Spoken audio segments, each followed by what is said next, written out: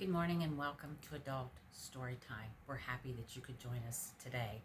We're taking our stories, and this will be the last one for this series, out of the book written by Erma Bombeck, The Grass is Always Greener Over the Septic Tank, and it is a book that was published originally in the early 70s, but the humor in it, I think, sometimes still holds true to today. So our story today is entitled The Neighborhood Nomad. My husband put down his paper at breakfast one morning and said, "How many children do we have?"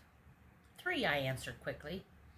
"Then how come we have 4 children at breakfast every morning and at dinner every evening?" I put down the cereal box and studied each one carefully. There was no mistaking the one boy. He had my husband's eyes, and the girl definitely had my coloring. But the other 2 could have been phoned in. "There's only one way to settle it," said my husband. "Will the real Bombecks please stand up?" They exchanged sheepish glances. A chair scraped. One started to get up, then sat down, and finally 3 got to their feet. We all looked at Kenny, who sat there staring at a piece of dry toast. "Son of a gun," said my husband. "I didn't know Kenny wasn't ours. And I just apologized to him yesterday for not spending more time with him." "How do you think I feel?" I snarled. "I just got him toilet trained." When we pressed for details, it seems a little over a year ago, Kenny had wandered into our house to use the bathroom, liked it, and sort of hung around. "How did you know where our bathroom was?" I asked. "You have the Pee-wee model, just like ours, only with a fireplace. I like the fireplace." "Doesn't your mother worry about you?" I asked. "She knows where I am." "I think I met her. We both went to your parent-teacher conference.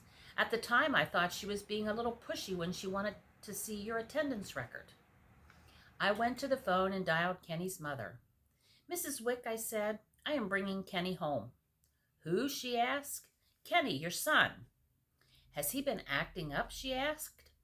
"No, I just feel Kenny has been with us too long." "Why do you say that?" "Because my husband and I just realized we postponed our vacation because we couldn't get anyone to sit with Kenny." "I understand," she said. Kenny was right. Their house plan was identical to ours, with the exception of a driveway lamp, extra, and a colored bathroom fixture, also extra. I couldn't help but feel a twinge of guilt as I watched Mrs. Wick bustle around with her brood. No wonder she hadn't missed Kenny. The house was crawling with children. "Joey, you turn off that garden hose this minute. It's making spots on the TV picture tube." "Leroy did what in the swimming pool?" "Celia, get your sister off that sofa in the wet diaper." "Who wanted the peanut butter and ketchup sandwich? It's ready." "Ann, get the phone and tell whoever it is I've run away from home." "Shut the door." "Now you've done it, you swallowed your space maintainer in your bubble gum." "When you put mealworms in the refrigerator, Dan, kindly mark them mealworms. Labeling them coleslaw is not funny." "Roger, I want to talk with you. Sit down. I've had it with you. You tease the younger kids. You hog all the toys. You refuse to take naps. Mr. Wick and I had a talk about you just last night. If you don't shape up, we're going to send you home to live. Do you understand?" I breathed a sigh of relief. Thank goodness. Do you realize that for a moment I thought all of these children were yours? Mrs. Wick looked at me numbly. "None of them are mine. Kenny is an only child. Some of these children are lost, strayed, or just plain bored at home. They wander in and sort of blend with the surroundings. Kenny just said to me one day, 'I hate crowds,' and wandered off to your house." "How did you know where he was?" I asked. She shrugged. "Saw him pictured with your family on your Christmas card." "How do things get so confused?" I mused. "I don't know," she said tiredly. "You just wake up in the morning and mechanically feed anyone who's at the table.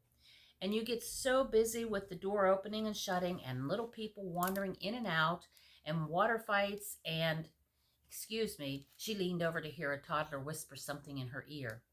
"It seems your son Bruce just locked himself in my bathroom. Do you want to talk to him?" "My son Bruce? What's he doing here?"